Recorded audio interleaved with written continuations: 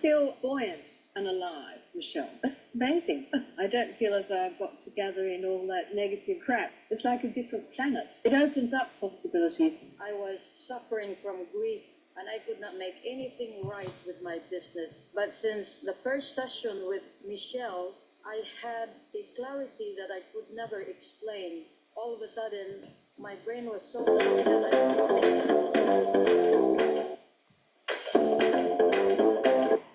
Hi there, good evening. This is Michelle Holong, the real Sparkle Diva. And today it's a special episode because I am here to talk about the part of you that might have been doubting who you are, the part of you, and I'm actually talking about me, the part of me that is saying, am I showing up the way that I really feel that I need to be showing up as? And it's a coming of, I don't know if you want to say coming of age, but it's a coming of a realization that there's a part of us that sometimes we hide, or we don't make fully, we don't express ourselves fully with it, or stand in the power of the gifts that we are given coming into this world. And I guess, that part, letting go of that old self, the old roles that we played, or even not even letting go of them, but introducing and integrating and merging those parts of us that were maybe you were just discovering or were kind of buried before. With me, it was, I never thought of myself as intuitive. I never thought of myself as gifted in, sure, I think fast. I could flip through stuff and learn, study and just flip through the textbook and take it in and do really well on exams and things as a kid. But, the old roles, the versions of ourselves that defined us, the containers that we place around ourselves, say I'm this or I'm that, especially men have that thing with jobs. I used to know someone, Earl, and he was 85 and still working because he was afraid that if he retired, he would, like the rest of his friends who retired very shortly after that, pass away. And that's why, because a lot of men identify with the job. That's their whole life. And I think that's changing now. But regardless, we have these containers that we place ourselves in, and it becomes our all, it becomes us. And there's other parts of us that sometimes we don't want to acknowledge, or we're afraid to acknowledge. And that was me, really, because as I said, I never thought of myself as intuitive. And I never thought of myself as a healer. I never thought of myself as a lot of things, as an artist even, right? Right now I'm wearing my sparkle garments, which is my art as the design of the fabric. So I never thought of myself as all these things. And what happened was, things happened in my life, and it started with a very, well, I never considered it stressful, but I had a lot on my plate. I was getting a company ISO 9002 certified. They didn't want design at the time. And at that time, I had 3 little ones. And so I had that going on, and all the mommy shuttling, and the chauffeur, the dishwasher, the bottle washer, the cook, everything else. And I was carrying this whole thing, this whole project of getting this company ISO certified. And I did it. I did it in like a year of starting the job, a job I never had the qualifications to actually get, because there were none of the qualifications that were advertised in the newspaper ad that I had. I wasn't an engineer. I wasn't had no quality manager experience. I didn't have any oil and gas manufacturing experience. I didn't know ISO 9001. I really had no idea until I bought a 300-page textbook on it, and I went flip, flip, flip. I can do that. And then I applied. I had someone very dear to me said, you may as well not bother. It's a waste of time. They will not even give you the time of day because you have none of the qualifications. And I kind of looked at that. I wrote my letter and I got the interview and I got the job. And so there's a letting go of that thing of not being qualified, of having other people define us, of have other people scare us into submission, of into denying that part of us that we know is a big part of our soul, of our being. And again, going back into this intuitive thing, I was from the corporate. I'd got myself into corporate. I was told I was overqualified. I jumped in there. I told the company that was hiring, Hewlett Packard to be exact, that I would give them 2 years because I knew that they were looking and thinking I was overqualified. And so I nipped it in the bud. I say, look, I know you know I'm good for this job. I know I'm good for it. I want this job. I'll give you 2 years. And they hired me, and I gave them 2 years in that job, and I continued to move up in the company in different roles for the 10 years I was there. So I know what that's all about. But what it also did was it gave me a very logical way of looking at things, because Hewlett Packard is amazing with their training. I don't know if they still are, but there was a Hewlett Packard, the HP way. And it taught me many things about process, and I became intrigued with process, especially with a dear friend of mine now. She's retired and she's 80 something now, and she lives in Toronto, Mississauga, Inga Haynes Harpel. And she inspired in me a love of quality because I saw how gentle she was in identifying continuous improvements and in delivering her audit findings. And I decided I wanted to be a quality manager based on just being so amazed at her integrity, her wanting to help people get rid of the stress at work, her brilliance. And she came from nothing because she worked her way up the company when Hewlett Packard was very starting at its roots in Toronto.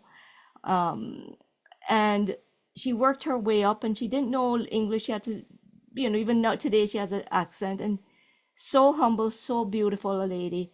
And so I said, I want to be a quality manager. And so this thing about, thinking that intuitively, I would say just stay away from me. I'm corporate. I don't, if whatever you're doing, that woo woo stuff, just keep your distance. Go somewhere else.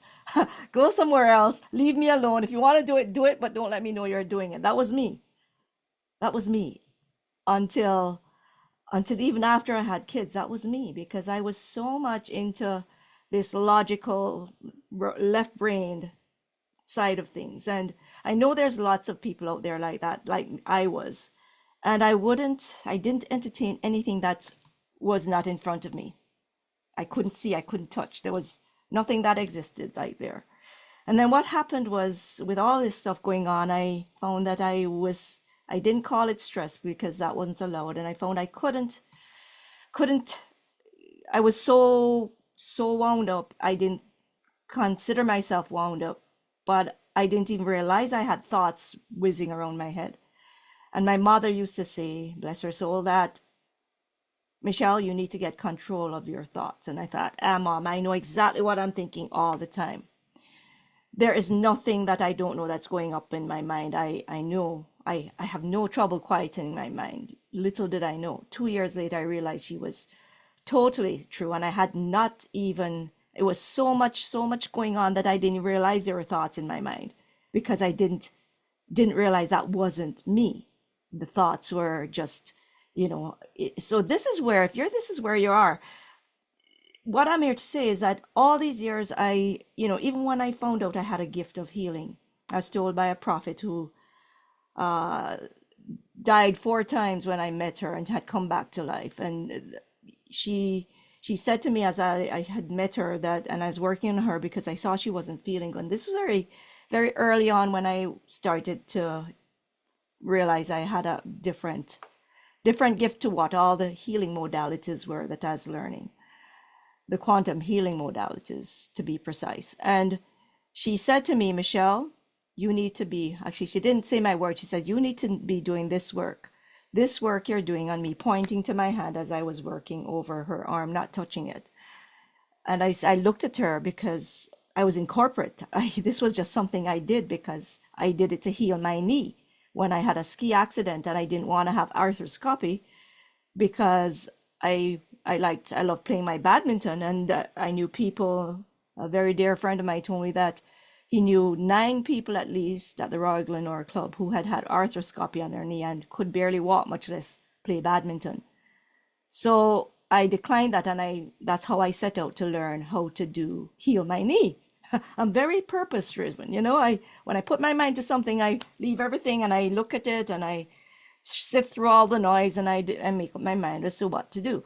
So I learned how to do a bunch of things. And when she said that, she says, "You are a prophet just like me. You need to be doing my work, or sorry, God's work." And she was good after I left, and we said goodbye. And that was April in 2014. And then towards Christmas that year, she died for the 5th and final time. And she would say that she told me as I was working her that God came to her every time she had died. God had come to her and said, it's not time for you to go yet. You still have work to do. And then she would open up her eyes. And then the last time she had scared, almost got her nephew fainting, because she just scared him so much when she opened up her eyes. And so where am I going with this? The thing is that there's a hidden version of you somewhere, perhaps, if this is resonating with you.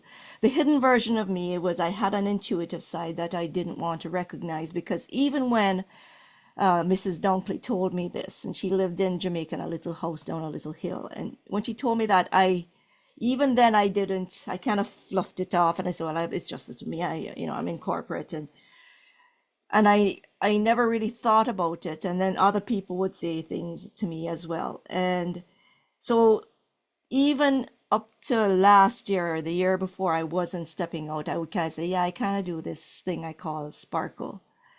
But it was my VIP client, Pam Heath, who has been after me since she started working with me about over 2 years now. And she said, Michelle, you have a gift which you need to start telling people you have. I do it quietly. I work on people here. I work on people there. People I know really well, I'll charge them for packages, and I have a few VIP clients, but I do it very quietly. And I didn't really go out and get on a platform and say, hey, I do this work.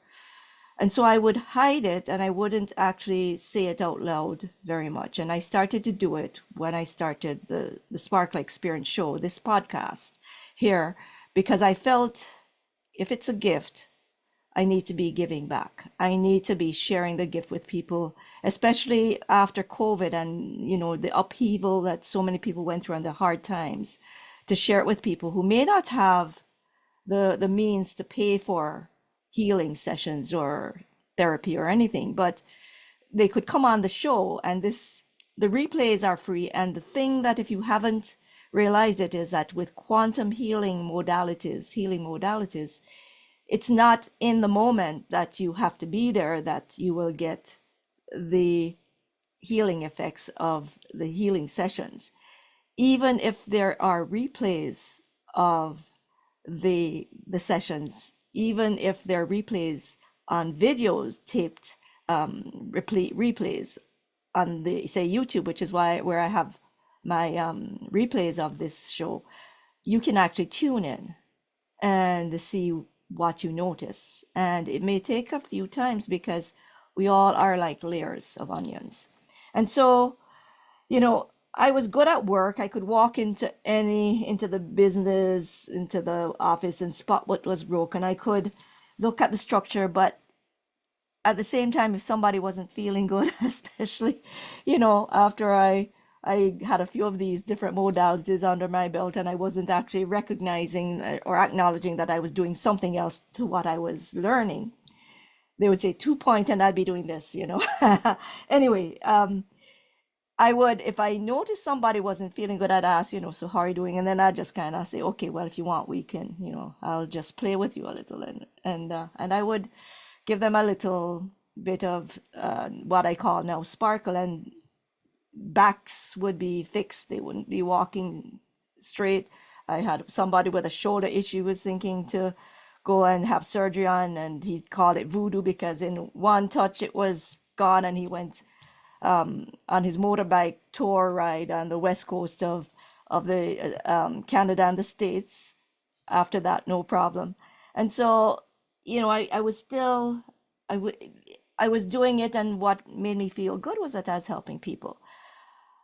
But the thing is, though, there's that old identity, the quiet choices that we make, the not owning up to, fessing up, as I call it, to being able to help people in a way that other people can't help you in. And that's the real reason I'm stepping out right now, because I'm not getting younger. In age, I am, what I said years ago was getting younger with age, because of longevity is getting younger with age instead of longevity, lasting longer with age. The thing is, you can't feel young as you age, and what's the joy in that? Because if you keep yourself fit, that's my other thing. You keep yourself fit, you can get your cardio going, and you keep your body going as best as you can without thinking that your bones are getting too old or you're getting too old to do that or that. But keep yourself feeling fit. Then that's longevity. That's going younger with age, always keeping yourself looking younger. I have three grown adult kids. They're professionals and they're getting close to 40 now. And I don't feel my age, I don't look my age, and I don't act my age, so bear with me. So the moment shifted without, clients. I could help clients to, which is the other thing I realized on this journey. I could help clients powerfully shift without even knowing they had a problem, by just working on them, and then they would have trauma that they'd been dealing with for decades just go whoof, and it would be gone. They wouldn't have to retell their stories. They wouldn't have to recount what happened or go down that merry spiral, melting down, and feeling all bad again, trying to get rid of this thing that was in their history, their past. And so what's the difference now is that what I'm here to do is, yes, I can help you if you're my client to look at your processes to solve where you're not aligned or where the interactions are not handshaking properly. I can see that really fast. I can map it out for you.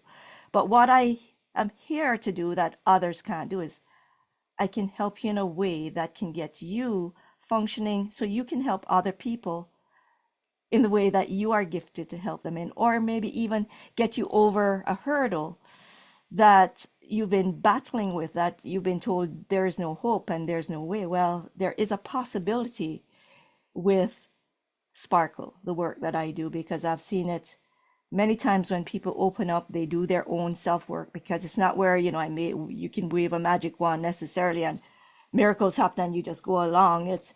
It sometimes seems that way, but it's a lot of times not that way, because sometimes there are things that hold those feelings, those symptoms in place that you need to come to terms with.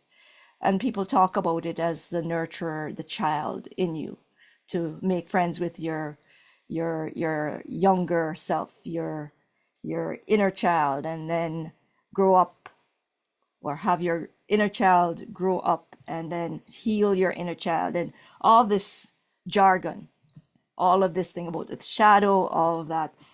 Like, I just got cut to the chase. And it's about being open to allowing those things to go, and to forgive yourself, and to forgive others. And what is nice is that what's different is that I realized on a trip to Amsterdam, when COVID was just coming up in 2020, 21 now, that there was something that I had figured out, dissected, worked through, and it had to do kind of with all those thoughts that were going around in my mind at the beginning, when I was raising my kids, sometimes as a single mom, because my husband would go away for long periods of time and I'd be saddled with, well, not saddled, I really enjoyed my kids, I'd be looking after my kids in the winter, getting my nanny unstuck out of this the snow piled up in the road, doing things that I never thought were possible before he left on these long trips. And so, I understand what it means to be alone raising kids too. There's a lot of things I've dealt with in my past, but it's always been, how do you look at it and solve it? And how do you look at it and not be stressed? Because that stress word has a lot of energy, a morphic field around it that brings a whole bunch of things and energies into play that you may not realize, especially if you don't know that everything is energy and vibration, and that there is a whole world out of there that it's not woo-woo, it's quantum physics. It is. Heart Math Institute, Joe Dispenza, there's all sorts of different things going on out there that have actually shown that quantum physics is not woo-woo. It is based on science and real science. Even what's his name? That guy with a mustache, the beard, who created electricity. Anyways, his name will come to me.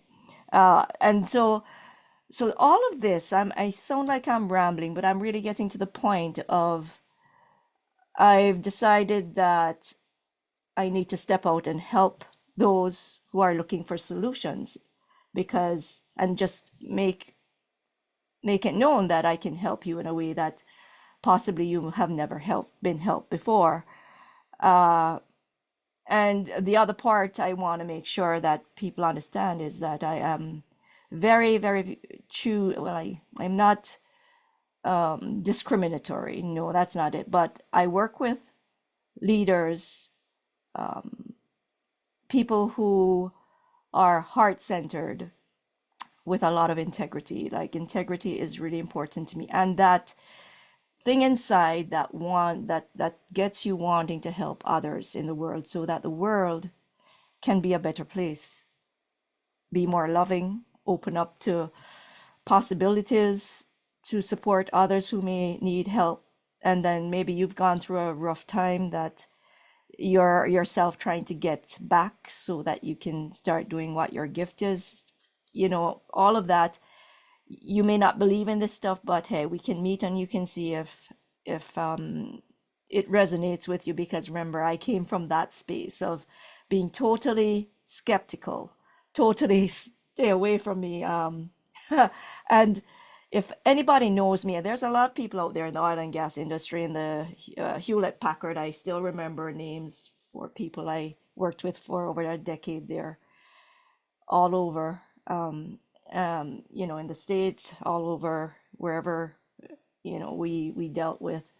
And so I've dealt with people in different workshops in the States and different places. And so, if you know nothing else about me, I check into what I share very carefully, because I'm very scientifically minded. I'm not an engineer, but I probably think like one. I got into 3 engineering universities, top ones in Ontario, and I decided that I didn't want to be, not being very smart, didn't want to be working with mechanical, huge turbines, because I was very naive as a child. I didn't have a dad. So I based on what I looked at, and I decided I didn't want to do that. So I declined the engineering, went into sciences.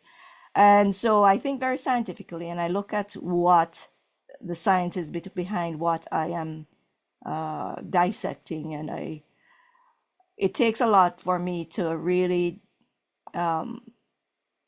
jump on board and start talking about something as being good, because I check it out. Even homeopathy, it's now mainstream, but back in 1990, when I was using it, I discovered it for my child, and I learned how to use it myself by going through Homeopathic Medicine at Home by Patterson and Heimlich, a little paperback book that I still have, and the Materia Medica. And I got admitted to the Toronto Homeopathic School of Medicine. I actually knew my stuff. I was exempted from this first year because I took an exam and they said I knew more than some practicing homeopaths. So I know my stuff when I get into it. And at the time I got into it in 1990, I was told that it was poison and that I was poisoning my kids. And I said, no, this is based on science. And sure it is. The Queen of England and the whole royal family uses it. If it's good enough for them, it's good enough for me. So, glimpse of what's next. I have an exciting launch coming up. I'm just getting it up and running. The website's up, bceoofyou.com. It's not quite there yet. It's missing a few pieces, but it's functional. If you're interested in it and you're not sure what tier, what level is good for you, or you just want to know what it's about, because I don't have any testimonials really that's specific to this program up yet. Have patience if you want to wait until I post those from students who are on the program, because it already ran and my students are totally amazed, because it's not just a coaching how-to course. What I help you to do in this program is I'm adding sparkle to the whole thing. So you're getting sparkle energy. And if you haven't been sparkled yet, well, tune in and check out the sparkle sessions on the replay if you would like to do so. And truly try to tune in. Could put your skepticism aside. In this program, I show you how to step into your true self, how to tune into yourself, how to unlock clarity, because that's one of the things that happens probably 95% of the time when people get sparkle, they get clarity, sometimes in totally amazing ways.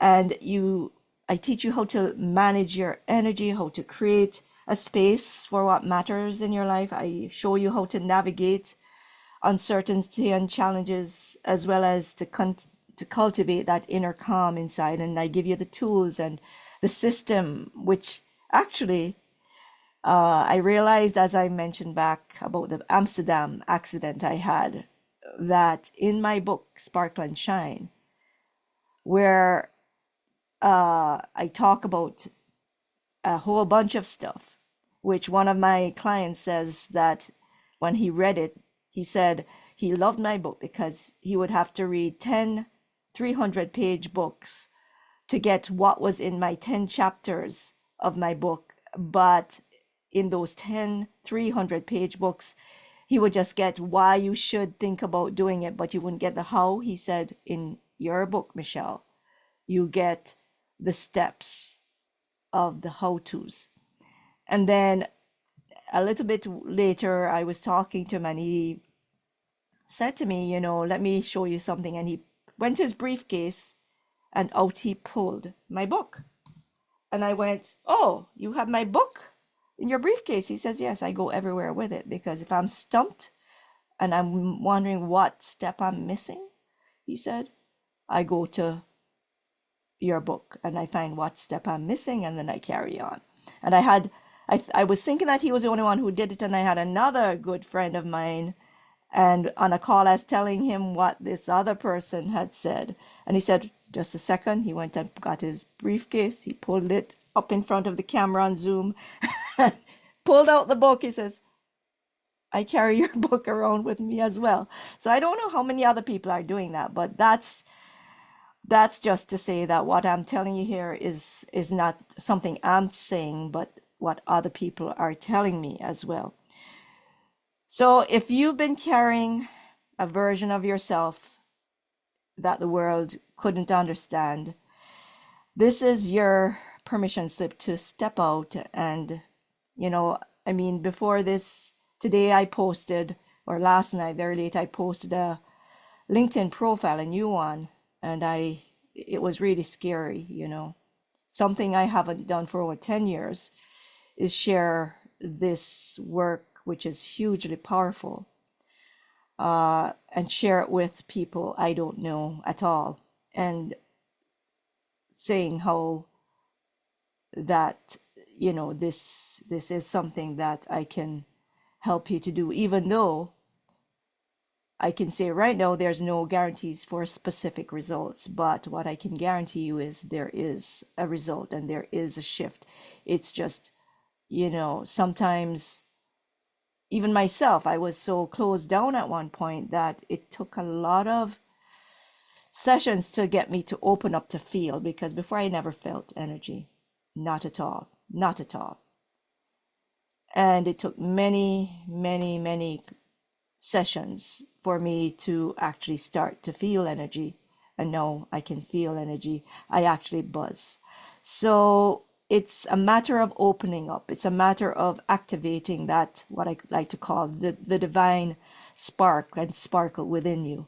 It's the matter of forgiving yourself and forgiving others, and for just celebrating what you have in life and having some fun at what you do and opening up to possibilities, and also, stop the judging of self and judging of others, and starting to accept and look at things differently. And so that's one of the things I teach my clients to do, is to look at things from a different perspective, sometimes a way they never ever imagined to look at something. And so what I'm here to say to you today is, this is me. I've shared a lot of personal stuff today with you. The story about the Amsterdam one, perhaps, should I share it now?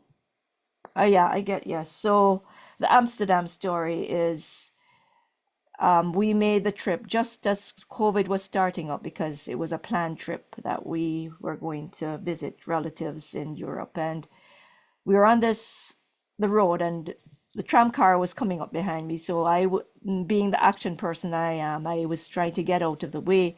But those rental bicycles are not very, they're very clunky, so it's not very responsive. So when I was trying to get onto the sidewalk from the road, and they have the tram car tracks, the front wheel of my bicycle got stuck in the track. And when it did that, it brought me to an abrupt, like, stop, and it threw me into a steel post that was right, how they have it right at the edge of the sidewalk as I was turning onto the sidewalk. And I saw this post coming at me, and I thought, oh, not good. That's all I thought. And I saw it coming slow motion. I felt myself fall slow motion. And when I went poof, I felt and looked, and I saw 4 teeth all together on the pavement in front of me. And my daughter was running up, "Mom, you're bleeding." And they're going to give that to her daughter. And they helped me up, and I was thinking, okay, checking my body out. Had no pain, and they're going, "Are you okay?" And I'm saying, "Just give me a minute." No thoughts, nothing. I wasn't shaking, I wasn't trembling. And all I was thinking was, okay, that works, that works, that works. Oh, that's good. I said, "I'm good." And then I looked up and I thought, so this is how it feels to need 2 front teeth for Christmas, but I need 4 because I saw 4 on the floor. Now, who does that? And that thought crossed my mind too. I thought, who does this when they just fell down, and who does this? And we walked in, I still had no thoughts. I kind of went, I thought a word, insurance, and I kind of went, that's not important. Walked in because the restaurant owner invited us in for me to clean up. And long story short is that the restaurant owner says, "You're a real trooper. You're cracking jokes. You're smiling, no teeth." These are my original teeth, by the way.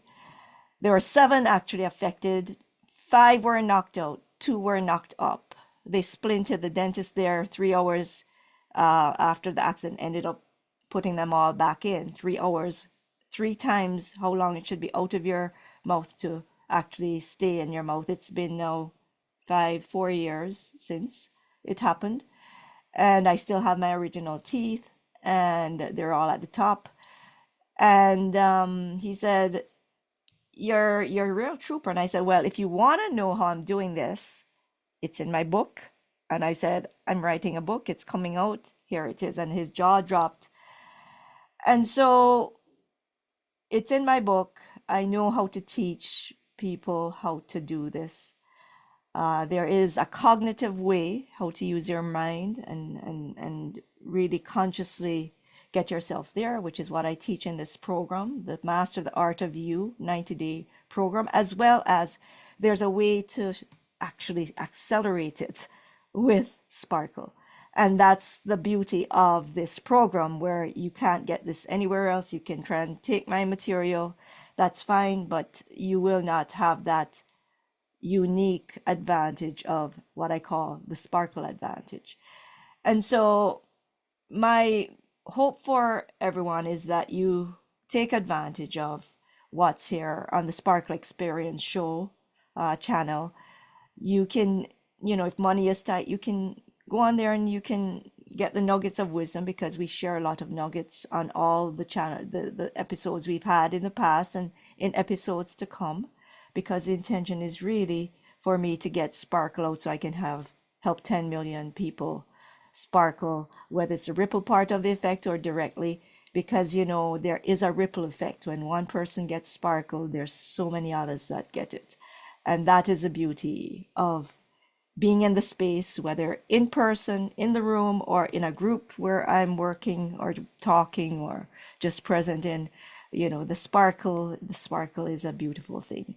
So that's all I wanted to say tonight. There are episodes, as I said, there's episode 6 that has a Sparkle session broken out. And at the end of most of the episodes, there are Sparkle segments for many, if not most, of the segments, except sometimes when I'm doing a solo like tonight and I don't have a guest on the show. I just wanted to leave you with this hope of getting past your frustrations, or standing into your power, acknowledging your own gifts. If I can help you in any way, shape, or form, info@mentormem.com. That's my email address. And also, you can come on live on this podcast, because I do talk to people when they come on live, once we finish with the speaking segment of the show, just before or even after the Sparkle segment of the show. And it's been a pleasure. It's been an honor and privilege to be here talking to everyone who is signing on now or on the replays. It's a pleasure to be here, and I wish you all health, happiness, well-being, and get fit, right? You can do that also on my Sparkle Dance Movement 747 YouTube channel, because that's how one of the ways I keep fit, besides playing badminton, is to dance and approximate the moves of the Korean boy band BTS. I just love them. I love their message. I love their humility, their authenticity, and how they show up to their fans and all of that. So they are amazing. Their moves help to, when you follow it, rewire your brain, my part of longevity. And they keep me young. And I really am grateful to the BTS boys for coming into my life through my aunt, who is over 80. All ages watch these guys and are their fans, from 4 to 80, 90 years old, because I know some of them. And so that's all for tonight. Have a good night. It's been a pleasure.